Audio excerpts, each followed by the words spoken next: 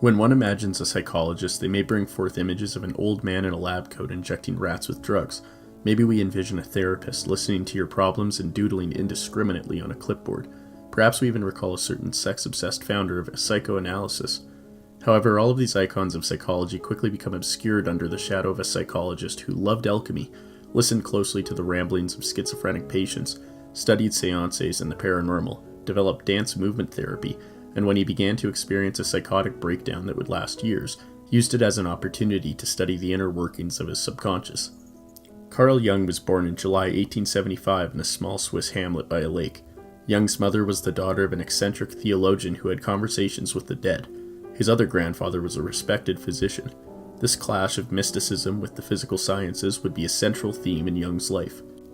Jung was a unique child. At a young age, Carl kept a small mannequin in the attic and from time to time would present the figure with scrolls filled with a secret language that he had developed. He would also sit atop a stone in his garden and play a game of projection. At first he would state, "I am sitting on top of this stone and it is underneath." Secondly, he would state that I am lying here on this slope and he is sitting on top of me. Then Jung would ask whether or not he was the stone or Carl. This would later reflect his fascination with alchemy, as alchemists would project the contents of their own psyches into their work. Jung also regularly fantasized about living in a citadel that would shield him from the world. In this imagined structure, Jung found his two personalities, number 1 and number 2. Number 1 was the son of his parents, the student of his school, and the young boy at church. He was the societal Jung. Number 2 was less easy to describe. The second personality was older and lived with animals and nature. It was the entire vision of life itself. Later he would name these two personalities differently, number 1 being the ego and number 2 being the self. At school, Jung would regularly faint so he could avoid going. He had felt quite isolated amongst his peers. However, one day he had heard of his father speaking of his anxiety over his son's future. Jung quickly cured his fainting and read every piece of literature, philosophy, and religious text he could get his hands on.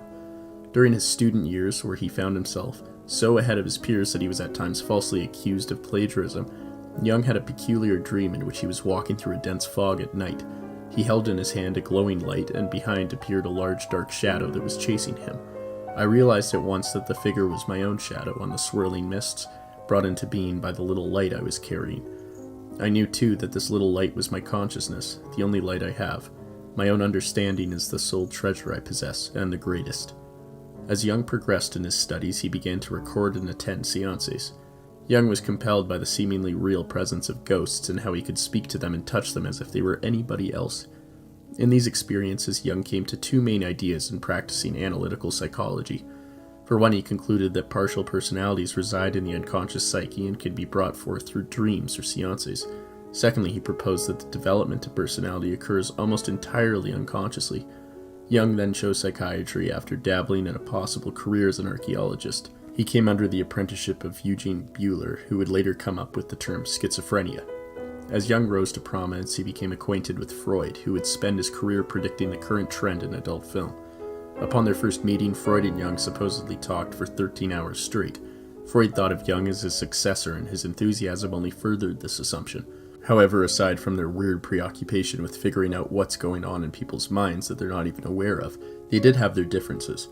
Freud believed that human motivation was always pointed towards doing something dirty, and that the unconscious was entirely unique and separate between people.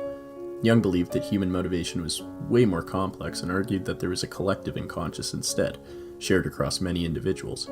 Eventually they split, with Jung sending a letter to Freud that quoted Nietzsche's Zarathustra. One repays a teacher badly if one remains only a pupil. After this breakup, Jung explored the terrifying abyss of his subconscious, starting with a horrifying vision in which all of Europe was consumed in blood, and followed by a dream in which he killed Siegfried in an icy hellscape. Jung would hear voices in his head, would find his house to be entirely occupied by the spirits of the dead, and would frolic in his garden like a child. Like any reasonable person, Jung decided not to seek institutional help and instead saw his departure into the abyss as an ample opportunity for research. Hence, from 1913 to 1918, the peak years of what has been called his creative illness, Jung illustrated and wrote the Red Book, capturing his momentous journey into darkness.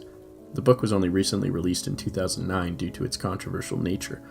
It recounts Jung traveling through the land of the dead, conversing with an old man with wings, and finally visiting